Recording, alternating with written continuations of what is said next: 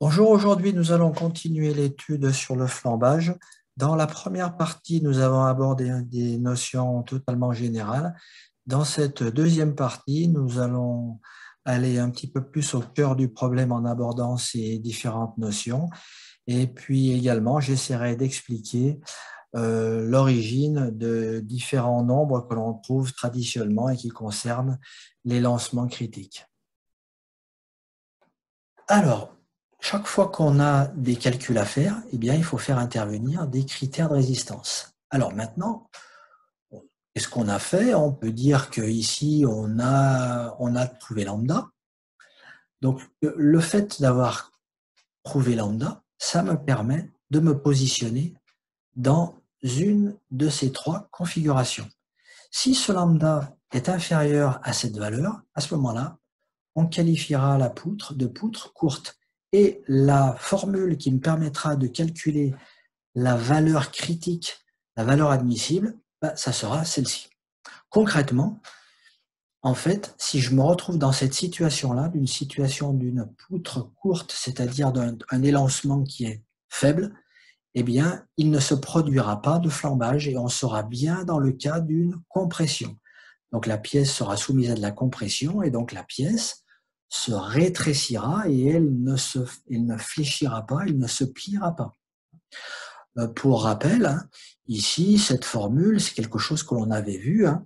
On avait vu, nous, on avait vu cette forme-là, hein, c'est-à-dire la résistance pratique à la compression qui est égale à la force ou l'effort normal divisé par l'aire de la section droite. Donc, en fait, cette forme, c'est exactement la même que celle-ci, sauf que dans celle-ci, j'ai isolé l'effort critique, l'effort admissible. C'est exactement les mêmes formules. Maintenant, deux configurations. Soit la poutre, eh bien, elle a un élancement qui est loin d'être négligeable, hein, donc elle sera qualifiée de moyenne ou elle sera qualifiée d'élancée. Et là, dans ces conditions, on aura des formules différentes qui nous permettront de calculer l'effort admissible. Alors, si on regarde ces formules, que ce soit celle-ci d'ailleurs, que ce soit celle-là, qu'est-ce qu'on voit? Eh bien, on voit la résistance pratique à l'extension, à la compression. Cette résistance pratique à la compression, finalement, ça fait référence au matériau, à la nature du matériau. Quel matériau j'ai choisi pour cette pièce? Est-ce que cette pièce est en acier? Est-ce que cette pièce est en aluminium? Est-ce que cette pièce est en bois? Donc, voilà, ça c'est une caractéristique qui correspond à un matériau choisi. S, c'est la section droite, donc ça va correspondre finalement à la forme de la section droite. Est-ce que c'est une pièce qui est cylindrique? Est-ce que c'est une pièce qui est tubulaire? Est-ce que c'est un tube carré? Est-ce que, voilà, rectangulaire, etc. Donc, ce S nous donnera accès finalement à la forme de la pièce. Au niveau du dénominateur, on retrouve deux éléments. On retrouve le lambda. Le lambda, on le connaît. Et ici, on retrouve lambda C, c'est-à-dire l'élancement critique. L'élancement critique, on n'en a pas parlé, eh bien, c'est justement ce dont on va parler maintenant. Alors, l'élancement critique, eh bien, il a généralement des valeurs. Ces valeurs sont données, ces valeurs sont connues. C'est relativement empirique. En tous les cas, ce sont des valeurs que vous allez pouvoir trouver dans votre pratique professionnelle, dans des documentations constructeurs, par exemple. Alors, lorsque la poutre est en acier, eh bien, le lambda critique sera à peu près égal à 100. Et puis, lorsque la poutre est en bois, en aluminium, etc., voilà. Donc, vous voyez bien que ce lambda critique, il dépend de la nature des matériaux. Alors, on va essayer d'approfondir un petit peu cette notion maintenant. Reprenons cet élancement critique et puis essayons de faire en sorte de savoir pourquoi est-ce que ça dépend du matériau et pourquoi est-ce que ce sont ces nombres qui ont été choisis ou donnés. Parce que finalement, faudrait peut-être un peu s'interroger quant à la validité de ces différentes valeurs. Alors, si je refais un petit retour en arrière sur la sollicitation de traction-compression, quand une poutre est soumise à de la traction, on a ces deux efforts qui sont dirigés dans ce sens-là, qui ont tendance donc à étirer la pièce. Vous voyez que cet effort-là, il est dirigé suivant l'axe X. Donc cet effort-là, il sera positif. Et donc, au niveau du torseur de cohésion, ce N qui correspond à ce qu'on a appelé l'effort normal, ce N sera égal à F qui sera donc positif. On sera bien dans le cas d'une sollicitation de traction. Par contre, si on est dans une sollicitation de compression, donc l'effort sera dirigé dans ce sens-là, donc c'est la seule différence, mais le fait est, c'est qu'on va avoir un effort normal qui sera inférieur à 0. En fait, il y aura un signe moins qui est donné par le fait que cet effort est dirigé dans ce sens-là qui correspond au sens opposé à l'axe X, tout simplement. Donc en fait, le signe, ça n'a pas trop d'importance. La seule importance, c'est que ça va nous permettre de savoir si cette pièce, elle est soumise à de la traction ou à de la compression. En l'occurrence, nous, c'est surtout la valeur qui nous intéresse. Comme je l'avais déjà précisé dans le cours, en compression, attention, il peut y avoir des flambages possibles. On avait aussi mis à jour ou parlé d'une formule qui nous permettait de lier la contrainte normale en un point. Et cette contrainte normale en un point était égale à l'effort normal divisé par l'aire de la section droite. Or, on vient de dire que cet effort normal, finalement, il correspondait à la force que je vais avoir ici. Donc, au lieu d'écrire effort normal N, je peux très bien écrire F sur S, ça revient exactement au même. On avait également vu cette courbe qui était donnée par un essai de traction. Donc cette courbe qu'on appelle la courbe contrainte déformation. Ici, l'epsilon, c'est la déformation. Et le sigma, c'est la contrainte normale. On avait fait aussi apparaître une valeur de la contrainte normale, qui est la valeur RE, qui correspond à la limite élastique. Ici, je suis dans le domaine élastique. À partir du moment où je dépasse cette valeur, je vais dans un domaine plastique où là, vraisemblablement, il va y avoir des déformations permanentes, des déformations plastiques. Et là, bien, c'est jamais bon signe. En tous les cas, c'est vraisemblablement, on se dirige vers la destruction d'une pièce à court ou moyen terme. Donc, là, qu'est-ce que je vais faire? N'oublions pas, ne perdons pas de vue notre objectif, c'est d'essayer de faire apparaître à un moment donné l'élancement critique. Alors, donc l'élancement critique, ça veut dire à partir de quel point il risque d'y avoir, évidemment si les conditions géométriques sont réunies, il risque d'y avoir du flambage.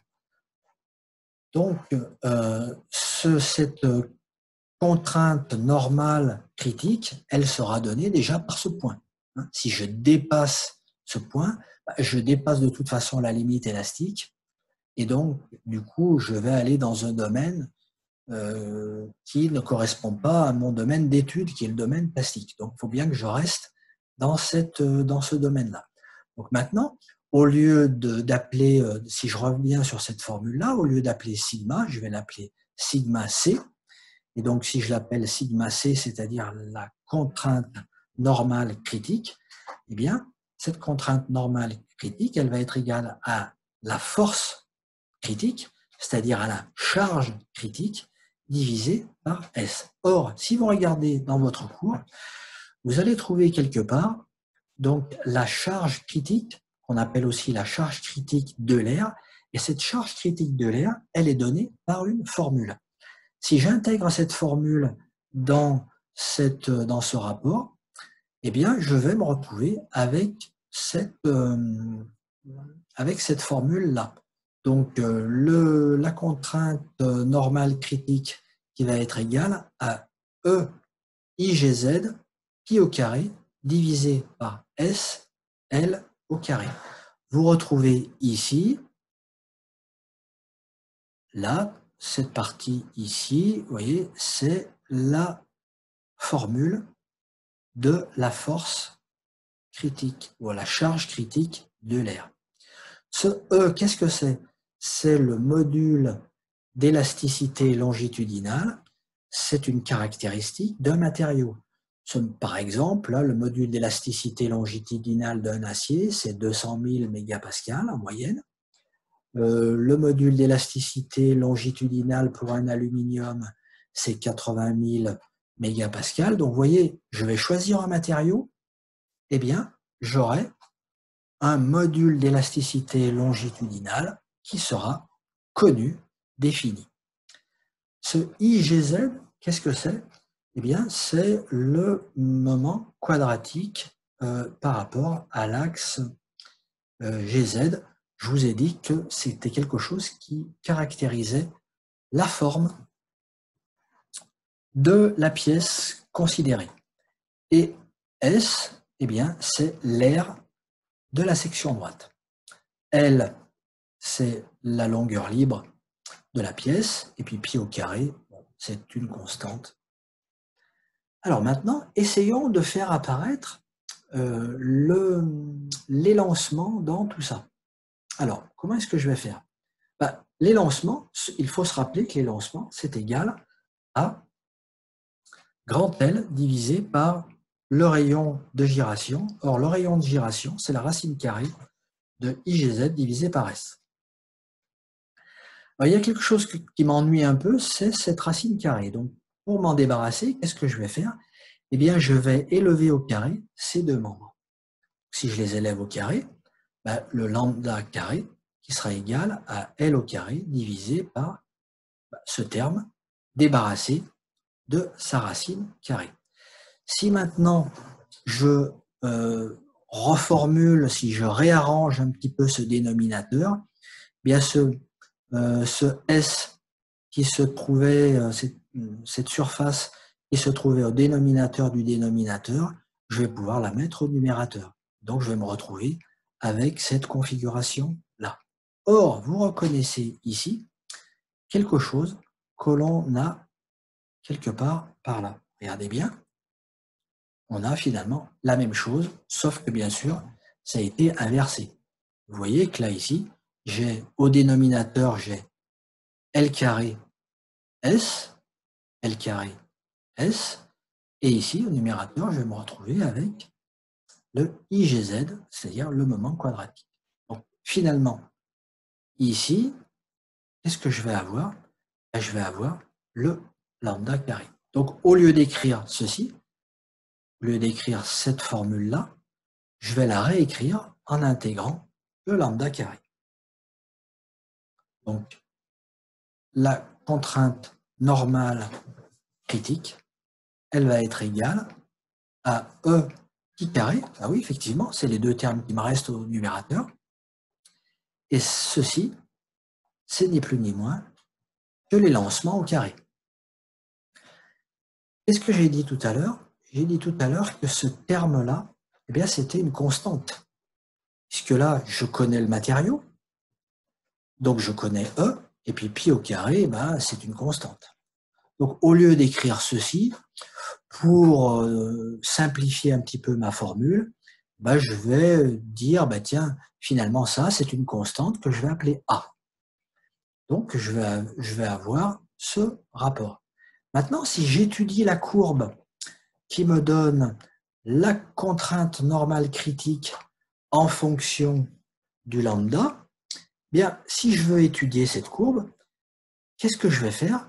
Je vais essayer d'étudier, je vais étudier une courbe y en fonction de x, et cette courbe y en fonction de x, ça sera celle-ci.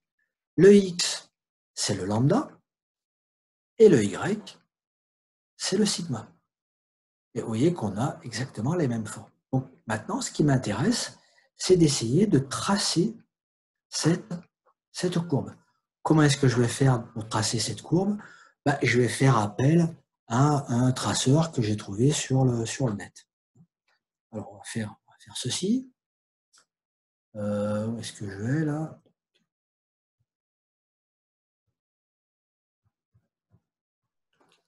Voilà, donc j'ai ce traceur. Je vais donc mettre en place donc une forme. Je vais dire, bah tiens, oui, vous vous souvenez, hein, c'était A divisé par X au carré. Donc ce A, je sais pas, je vais lui donner une valeur, hein, carrément au hasard. Hein. Je vais lui donner une valeur de X divisé par, pardon, 10 divisé par X au carré. Voilà. Et je vais exécuter ce calcul. Et pour obtenir un tracé. Alors, ici, en abscisse, j'ai lambda. Et en ordonnée, j'ai sigma. Il y a quelque chose dans ce traceur donc qu'il va falloir que j'élimine, hein, puisque vous voyez que physiquement, c'est impossible d'avoir un lambda, c'est-à-dire d'avoir un élancement négatif. Donc, certes, mathématiquement, ça a un sens, mais physiquement, ça n'en a, technologiquement, ça n'en a aucun. Donc, cette partie de courbe, je devrais l'éliminer. C'est ce que je vais faire. Je vais l'éliminer ici en mettant 0. Donc, c'est ce que je vais faire ici. Voilà, et donc, je vais pouvoir tracer ceci. Voilà, donc, j'ai cette forme. En fait, la forme qui me donne sigma en fonction de la constante divisée par le lambda au carré, ça me donne cette forme-là. Bon, maintenant, si je choisis un autre matériau, supposons que je choisisse un autre matériau. Donc, ben, je vais lui demander de me tracer une autre courbe.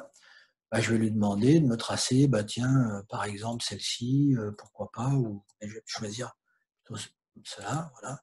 J'ai bien choisi ceci. Voilà, donc c'est un autre matériau. Souvenez-vous que là, ici, c'est le A, hein, la constante. Cette constante qui était égale à E fois petit carré. Donc, petit carré, c'est un nombre, je ne peux rien y faire. Le E, il est fonction des matériaux. Donc, du coup, en fonction des matériaux, je vais avoir des valeurs différentes.